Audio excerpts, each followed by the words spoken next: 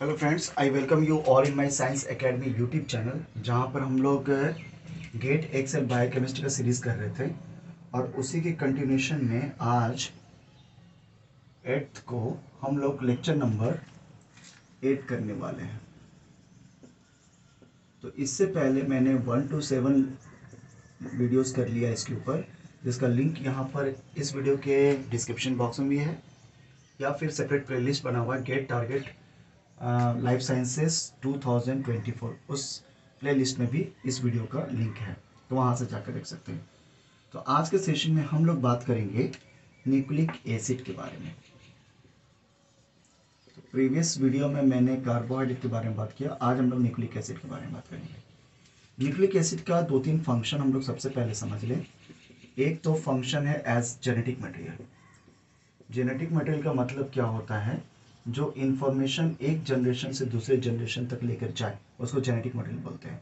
तो nucleic acid can act as a genetic material और इसके अंदर दो आते हैं, एक आता है आरएनए राइबोन्यूक्लिक एसिड और एक आता है डीएनए डीऑक्सी राइबोन्यूक्लिक एसिड। तो मोस्ट ऑफ द ऑर्गेनिज्म में DNA as a genetic material है एक्सेप्ट फ्यू। तो समटाइम यहाँ से पूछ जाता है कि RNA can act as a genetic material only in viruses. Certain viruses में आरएनए जेनेटिक मटेरियल एक्ट करता है। अगर वायरसेस को छोड़ दे तो सारे ऑर्गेनिज्म में कौन है? ये DNA as a genetic material है। ठीक है, तो अब हम लोग बात करें कि ये जो फंक्शन में जेनेटिक मटेरियल हो गया, उसके अलावा ये सोर्स ऑफ एनर्जी भी काम करता है। तो सोर्स ऑफ एनर्जी आपको मालूम होगा एटीपी। तो कार्बोहाइड्रेट को जब कम्प्लीटली ऑक्सीडाइज करते हैं तो वो एटीपी फॉर्म करता है और एटीपी को हम लोग एनर्जी करेंसी भी बोलते हैं। तो एटीपी के अलावा जीटीपी, सीटीपी, टीटीपी सब एनर्जी करेंसी की तरफ काम करता है। लेकिन यूनिवर्सल सोर्स ऑफ एनर्जी, ये तो बहुत बार आया हुआ है, यूनिवर्सल सोर्स ऑफ एनर्जी या करेंसी, ये जो है ये है एटीपी।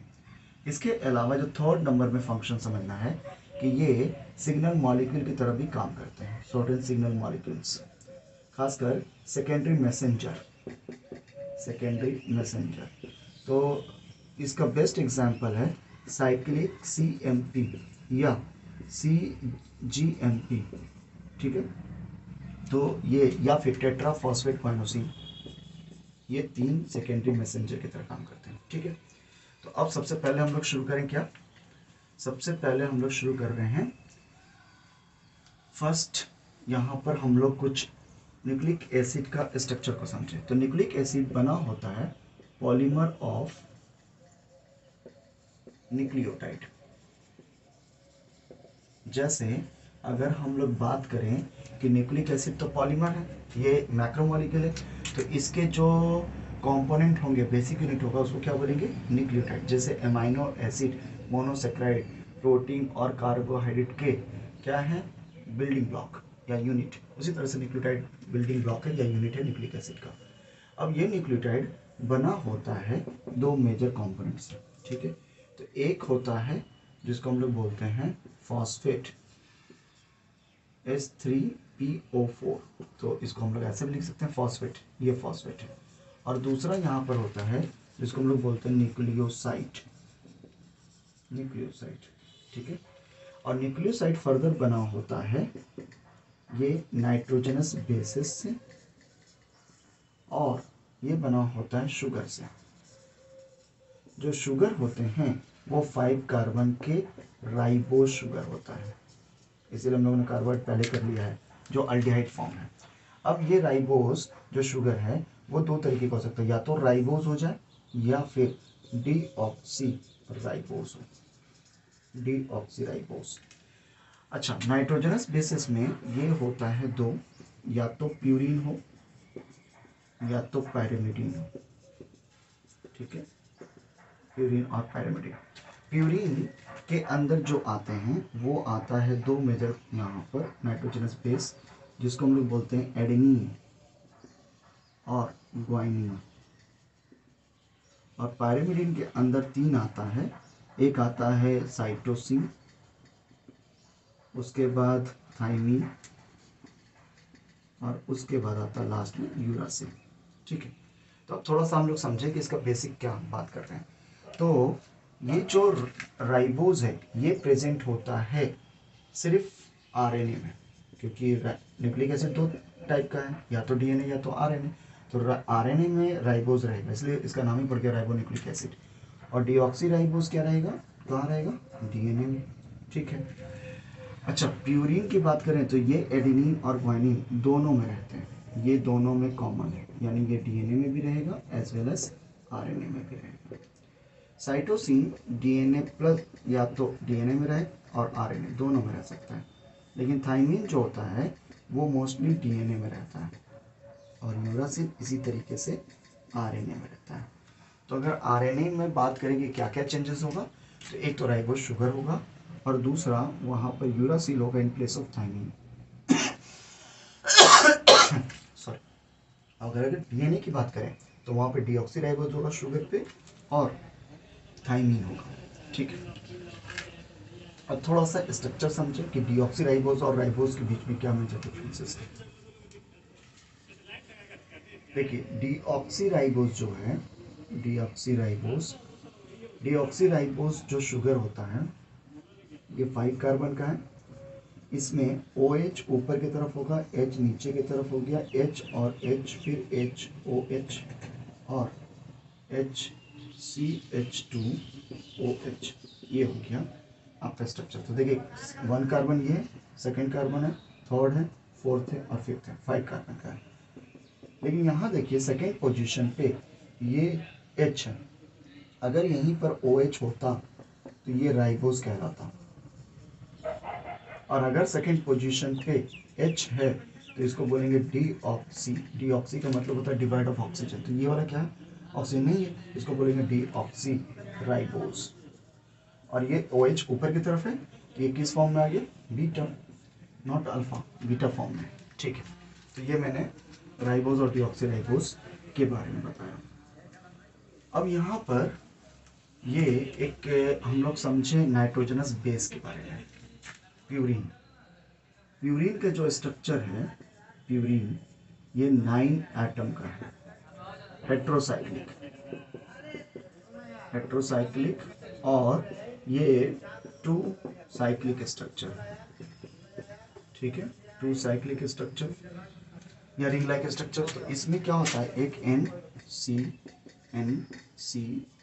डबल बॉन्ड C, ये एक रिंग है, और दूसरा ये एक रिंग है, तो इसको प्यूरिन बोलते हैं। अच्छा, इसका नंबरिंग कहाँ से करते हैं, इस N से, तो N 2 3 4 5 6 7 8 9, ये।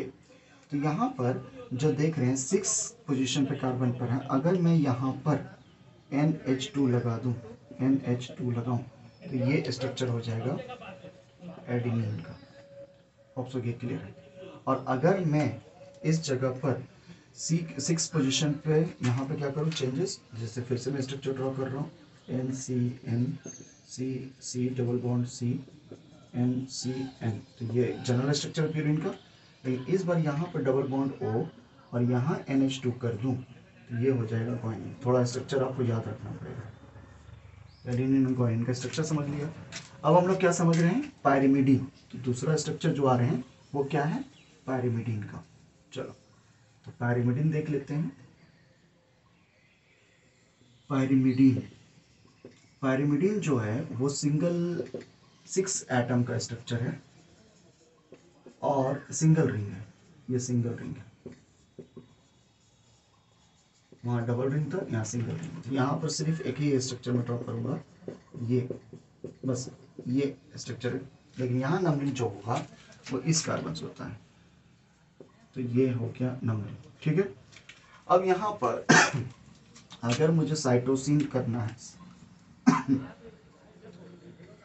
साइटोसिन, तो साइटोसिन में क्या होगा कि इस 4th नंबर पे NH2 आएगा और इस सेकेंड नंबर पे O आएगा, तो ये हो गया साइटोसिन। ओके। अगर मैं दूसरा फिर से एक स्ट्रक्चर ड्रॉ करूँ, ये, तो यहाँ पर अगेन इसका नंबरिंग यहाँ से होगा, first second third fourth fifth six. ये बॉन्ड को मैं कार्बन के वैलेंसी को सेटिस्फाई नहीं कर रहा हूँ, वो समझ में आ रहा है। ठीक है, यहाँ डबल बॉन्ड हो जाएगा, तो यहाँ जैसे डबल बॉन्ड हो गया तो यहाँ पर एक H होगा, उस तरह से कर सकते हैं। तो अब मैं स्ट्रक्चर जो लिख रहा हूँ वो लिख रहा हूँ थाइमीन का। तो थाइमीन का यहाँ पर डबल बॉन्ड होगा, यहाँ CH3 होगा और यहाँ पर डबल बॉन्ड हो जाएगा। तो ये इस तरीके से स्ट्रक्चर बन जाएगा, यहाँ H आ जाएगा। इसको हम लोग क्या बोलते हैं? थाइमीन। तो थाइमीन का स्ट्रक्चर ये हो गया। अब आ रहे हैं हम लोग last one which is uracil. तो यूरासिल का स्ट्रक्चर कैसा होगा देखते हैं। ये यूरासिल का मैं ये पैरामीडियन का जनरल स्ट्रक्चर ड्रॉ किया और लास्ट वन हम लोग कर रहे हैं यूरासिल। तो यूरासिल का जो स्ट्रक्चर है, इसको पहले कार्बन का पहले नंबरिंग करते हैं 1 2 3 4 5 और 6। और अब मैं यहाँ पर सिर्फ 2 लगा रहा हूँ, इस तरफ में डबल बॉन्ड O और ये डबल बॉन्ड O। ये क्या हो जाएगा? यूरासिल। थोड़ा स्ट्रक्चर आपको याद रखना होगा। तो यहाँ पर पहला हो गया साइटोसिन, दूसरा हो गया थाइमीन और तीसरा हो गया यूरासिल। ये स्ट्रक्चर हो गया पैरामीडियन का। तो पैरामीडियन का देख लिया, प्यूरिन का देख लिया, शुगर देख लिया। तो अब हम लोग थोड़ा देखते हैं कि बॉन्ड किस तरह का फॉर्म करेगा। तो मैं यहाँ पर एक एग्जांपल ले रहा हूँ कि राइबोस शुगर को अटैच करा रहा हूँ किससे? कोई भी नाइट्रोजनस बेस ले लो, जैसे मैं करता हूँ अभी सिर्फ प्यूरिन का, मैं जनरल स्ट्रक्चर प्यूरिन का दिखा रहा हूँ, ठीक है। तो नाइट्रोजनस बेस यहाँ पर प्यूरिन है, कोई भी प्यूरिन, और राइबोस शुगर है। ये हो गया राइबोस शुगर का स्ट्रक्चर। OH ऊपर, H नीचे की तरफ, HOH HOH HCH2OH, ठीक है। अब देखिए प्यूरिन का जनरल स्ट्रक्चर जो है, ये मैं स्ट्रक्चर यहाँ ड्रॉ कर रहा हूँ। NCNC डबल बॉन्ड CNCN, ठीक है। यहाँ पर H होगा। ये कौन सा पोजीशन था? तो 9, क्योंकि नंबरिंग यहाँ से शुरू होगा। प्यूरिन है, ये जो H है और ये जो OH है, ये दोनों आपस में कंबाइन करके क्या फॉर्म कर देंगे? यहाँ से रिलीज हो जाएगा वाटर, और वाटर जैसे ही रिलीज होगा तो ये वाला एक बॉन्ड फॉर्म करेगा। इस बॉन्ड को क्या बोलेंगे? Beta type glycosidic bond. तो यहाँ पर स्ट्रक्चर कैसा बन जाएगा फाइनली? ये स्ट्रक्चर यहाँ, और इसके साथ में मैं स्ट्रक्चर अब सीधा बना रहा हूँ एंड ये इस तरीके से C, ये तो ये N9 के साथ अटैच हो गया। अब अगर यहाँ पर NH2 कर दें तो ये एडेनिन हो गया। तो एडेनिन के जब साथ में शुगर अटैच होता है, अब इसी तरीके से यहाँ पर देखिए ये पूछता है कि N9 पोजीशन और C फर्स्ट पोजीशन, ये दोनों आपस में क्या फॉर्म करेंगे? Glycosidic bond. तो इसको हम लोग क्या बोलेंगे? इस स्ट्रक्चर को, इसको हम लोग बोल देंगे न्यूक्लियोसाइड, ठीक है। ओके, तो अब यहाँ पर जब प्यूरिन को इसी तरीके से पैरामीडिन का देख लें, पैरामीडिन का, तो पैरामीडिन जब यहाँ पर अगर रिप्लेस कर देते हैं प्यूरिन से, क्या? पैरामीडिन। ये देख लेते हैं पैरामीडिन। तो पैरामीडिन यहाँ पर NCNCC, ये अब यहाँ पर ये H लगा रहे हैं। अब अगेन यहाँ का OH और ये आपस में क्या फॉर्म करेगा? वाटर, और ये वाला रिलीज करके क्या फॉर्म कर देगा? ये डायरेक्टली एसोसिएट हो जाएगा। तो यहाँ पर C1 एंड N1 के साथ में, क्योंकि N1 यहीं से स्टार्ट हुआ, 1 2 3 4 5 6, तो N1 forms beta type glycosidic bond. और प्यूरिन में क्या फॉर्म कर रहा था? C1 and N9 of forms क्या करेगा? ग्लाइकोसिडिक बॉन्ड, ठीक है, ग्लाइकोसिडिक बॉन्ड। चलिए ये दोनों हो गया। अब प्यूरिन और पैरामीडिन के जैसे ही लग गया तो अब उसके साथ में क्या आ जाएगा? ये बन गया, दोनों मिलके क्या बन गए? ये बन गए एक न्यूक्लियोसाइड, ठीक है। अब न्यूक्लियोसाइड में जब हम लोग फॉस्फेट ऐड करते हैं, ठीक है, H3PO4 के साथ में ये न्यूक्लियोसाइड ऐड करते हैं, तो ये क्या बनेगा? न्यूक्लियोसाइड। तो ये क्या बन जाता है? न्यूक्लियोटाइड, ठीक है। जैसे यहाँ पर अगर मैं एक स्ट्रक्चर ड्रॉ करूँ, ये शुगर, और इस पर मैं अब नाइट्रोजनस बेसेस लगा रहा हूँ, प्यूरिन। अब उतना स्ट्रक्चर ड्रॉ नहीं कर रहा हूँ, ये समझ में आ रहा है। HOH कर दिया यहाँ पर, तो ये राइबोज RNA का पार्ट हो गया, यहाँ पर H, और अब ये CH2OH है। अब यहाँ पर क्या करें कि अगेन ये वाला H3PO4, तो PO4 का इस तरह का स्ट्रक्चर होगा, OH इधर, इधर OH, इधर OH, थोड़ा सा इसको हम लोग स्पेसिस, हाँ। तो अब क्या होगा, इसका H और इसका OH क्या फॉर्म कर देगा, वाटर, और ये वाला यहाँ से रिमूव करके ये डायरेक्टली क्या आ जाएंगे इसके बीच में, ये, तो ये स्ट्रक्चर बन गया न्यूक्लियोसाइड। न्यूक्लियोसाइड और एक सिंगल, ये तो न्यूक्लियोसाइड है और इसके साथ एक फॉस्फेट है, तो न्यूक्लियोसाइड मोनो फॉस्फेट, तो एक सिंगल फॉस्फेट अटैच हो गया। इसी तरीके से अब इस फॉस्फेट को मैं रिमूव करके ऐसे दिखा रहा हूँ सिंपल, ये इसी के साथ अनदर फॉस्फेट अटैच हो जाएगा, उसके बाद अनदर फॉस्फेट अटैच हो जाएगा। तो ये वाला पहला बोलते हैं अल्फा, दूसरा बोलते हैं बीटा और तीसरा बोलते हैं गामा। ये तीन फॉस्फेट यहाँ अटैच होगा, बस तीन ही होगा। और ये जो फर्स्ट वाला बॉन्ड है इसको हम लोग क्या बोलते हैं, फॉस्फो ईस्टर बॉन्ड, यहाँ से ये सब पूछता है। और ये दोनों बोलते हैं हम लोग phosphoanhydride bond. Phosphodiester bond नहीं बोल रहा हूँ, फॉस्फो एन हाइड्राइड बॉन्ड बन रहा हूँ, ठीक है। तो ये हो गया, तो ये पूरा का पूरा। अब जैसे ए सिंगल फॉस्फेट अटैच हुआ तो मोनोफॉस्फेट बोलेंगे, दो अगर फॉस्फेट अटैच हुआ तो डाइफॉस्फेट बोल देंगे, और तीन हो गया तो ट्राइफॉस्फेट बोल देंगे। जैसे एडेनोसिन ट्राइफॉस्फेट, इसका स्ट्रक्चर देखें ये, तो इसका मतलब है कि यहाँ पर एक शुगर है H और यहाँ H है, OH है, क्योंकि डीऑक्सी नहीं लिखा हुआ है तो हम लोग राइबोज मान के चलेंगे, H और CH2 और तीन फॉस्फेट यहाँ अटैच है, ठीक। और इस तरफ में यहाँ पर एडेनिन है, तो इसको हम लोग क्या बोल देंगे, एडेनोसिन ट्राइफॉस्फेट, ठीक है। तो जब शुगर के साथ में, तो न्यूक्लियोसाइड कितने तरीके का हो सकता है, न्यूक्लियोसाइड, तो एडेनिन जब शुगर के साथ अटैच होता है तो इसको हम लोग बोलते हैं न्यूक्लियोसाइड, और इसका नाम एडिनोसिन बोल देंगे, एडिनोसिन। एडेनिन नाइट्रोजनस बेस है, एडिनोसिन न्यूक्लियोसाइड है, और इस पर जब फॉस्फेट ऐड हो जाए तो इसको हम लोग बोलते हैं एडिनाइलेट। एडिनाइलेट, फॉस्फेट का 8 आ जाएगा, तो ये क्या हो गया, न्यूक्लियोटाइड, ये न्यूक्लियोटाइड हो गया, ये क्या हो गया, न्यूक्लियोसाइड, और ये क्या हो गया, नाइट्रोजनस बेस, ठीक है। तो इसी तरीके से हम लोग और क्या कर सकते हैं, यहाँ पर एडेनिन को, अब इसी तरह से मैं बार बार सबका नहीं लिख रहा हूँ, एडेनोसिन यहाँ पर है, जैसे अब यहाँ पर क्या लिखूँ, ग्वाइनिन,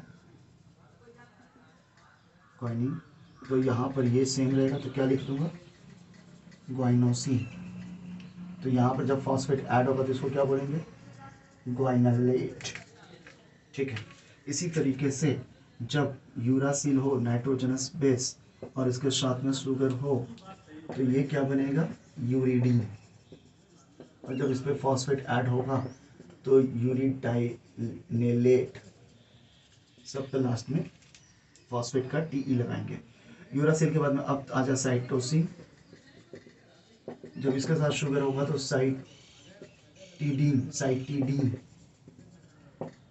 ठीक है। और जब इस पर फॉस्फेट अटैच हो गया तो इसको बोलेंगे साइटिडाइनिलेट,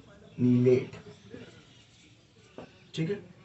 इसी तरीके से यूरासिल हो जाएगा तो उस पर शुगर आएगा तो क्या बोलेंगे उसको, यूरिडीन और यूरिडाइलेट, ठीक है। चलिए, तो अब इस तरह से ये पूछ देता है कौन सा बेस है, कौन सा न्यूक्लियोसाइड है और कौन सा न्यूक्लियोटाइड है, ठीक है। तो ये हम लोगों ने कर लिया। अब हम लोग थोड़ा सा बात करते हैं कि ये तो बेसिक स्ट्रक्चर हम लोगों ने समझ लिया। अब आते हैं कि न्यूक्लियोटाइड आपस में, दो न्यूक्लियोटाइड आपस में अटैच होते हैं तो ये स्ट्रक्चर जो अटैच होता है वो DNA या RNA का पार्ट हो सकता है, ठीक है। ये पॉलीमर फॉर्म करता है, ठीक है। तो इसको हम लोग क्या बोलेंगे, फॉस्फोडाइस्टर बॉन्ड, फॉस्फोडाइस्टर बॉन्ड। चलिए, तो एक एग्जाम्पल हम लोग समझते हैं, दो न्यूक्लियोटाइड टाइड को आपस में कैसे कंबाइन करेंगे और उसको हम लोग फॉस्फोडाइस्टर बॉन्ड कैसे बोलते हैं। तो इसको थोड़ा सा हम लोग करके आज क्लास खत्म करेंगे। यहाँ पर जैसे मैं ये बना रहा हूँ, एक यहाँ पे नाइट्रोजनस बेस है, कोई भी बेस ले लो, बेस 1, यहाँ पर H है, ये HOH, ये H, ये OH, ये H और ये CH2 के 3 फॉस्फेट। ठीक है, इसका मतलब हो गया ये NTP, न्यूक्लियोसाइड ट्राइफॉस्फेट। ठीक है, इसके साथ में दूसरा अटैच होगा, एक और बेसिस 2 कर रहा हूँ, base 2 H OH H OH H और ये CH2 के 3 फॉस्फेट। तो अब क्या होगा, देखिए यहाँ पर इसको फर्स्ट 2 3 4 5 1 2 3 4 5, तो ये OH थर्ड पोजीशन का यहाँ अटैक करेगा। ठीक है, और इसके बीच में क्या आ जाएगा, फॉस्फेट, ये वाला बॉन्ड को ब्रेक कर रहा है। ठीक है, ये अल्फा है, ये बीटा है, कौन सा है, फॉस्फो एनहाइड्रेट बॉन्ड, और ये पोर्शन रिमूव हो जाएगा जब PI और ये फिर से वापस 2PI में कन्वर्ट करेगा, यानी ये भी बॉन्ड ब्रेक करेगा। ये कौन सा है, बीटा, और ये कौन सा है, गामा। तो इनके जब करेगा तो huge amount of energy release करेगा, और ये एनर्जी यूज हो जाएगा इस तरह के बॉन्ड को बनाने में, जिसको क्या बोलेंगे, फॉस्फोडाइएस्टर बॉन्ड। तो ये स्ट्रक्चर कैसा हो जाएगा, देख लीजिए कैसा होगा। यहाँ से अब क्या लिखेंगे हम लोग, CH2 इस तरफ, और इधर का इसका O, बीच में O, और बीच में अब यहाँ पर आ जाएगा फॉस्फेट OH एंड O, ये इसके साथ में अटैच हो जाएगा। ठीक है, तो ये जो बॉन्ड बन रहा है, ये बॉन्ड यहाँ से यहाँ तक, ये बॉन्ड, इसको क्या बोलते हैं हम लोग, फॉस्फो, क्योंकि बीच में फॉस्फो है और दोनों तरफ ऊपर और नीचे की तरफ में क्या है, ईस्टर बॉन्ड, तो फॉस्फोडाइएस्टर बॉन्ड। ये किस तरह का बॉन्ड है, कोवलेंट बॉन्ड, सबसे स्ट्रॉन्गेस्ट कोवलेंट बॉन्ड, जैसे ग्लाइकोसिडिक बॉन्ड, पेप्टाइड बॉन्ड और फॉस्फोडाइएस्टर बॉन्ड, ये सब बॉन्ड कोवलेंट बॉन्ड है, तो ये सबसे स्ट्रॉन्गेस्ट बॉन्ड रहता है, स्ट्रॉन्गेस्ट बॉन्ड। ठीक है, ठीक है, और ये किस में प्रेजेंट होता है, DNA या तो RNA। चलिए, तो अब हम लोग यहाँ पर, इसीलिए जब भी पॉलीमराइजेशन होगा, यानी DNA और RNA के पॉलीमर्स बनेंगे, तो यहाँ पर नेचुरल सबस्ट्रेट कौन सा होगा, नेचुरल सबस्ट्रेट कभी भी न्यूक्लियोटाइड तो होगा, लेकिन न्यूक्लियोटाइड में कौन सा फॉर्म, जिसके पास में 3 फॉस्फेट हो, NTP। वो इसलिए क्योंकि एनर्जी तभी आएगा, ये वाला एनर्जी जो फॉस्फोडाइएस्टर बॉन्ड बनाने के लिए होगा, कभी भी NDP या NMP यूज नहीं होगा। ये बहुत बार एग्जाम में भी पूछा हुआ। तो चलिए, आज हम लोग यहीं तक रखते हैं, नेक्स्ट क्लास में इसके आगे बात करेंगे। Thanks a lot for watching, मिलते हैं नेक्स्ट वीडियो में। तब तक इस वीडियो को लाइक भी कर दीजिए, शेयर भी कीजिए अपने फ्रेंड्स के साथ, और कुछ नहीं समझा तो मुझे कमेंट भी कर सकते हैं। Thanks a lot for watching, मिलते हैं next video, bye bye, take care.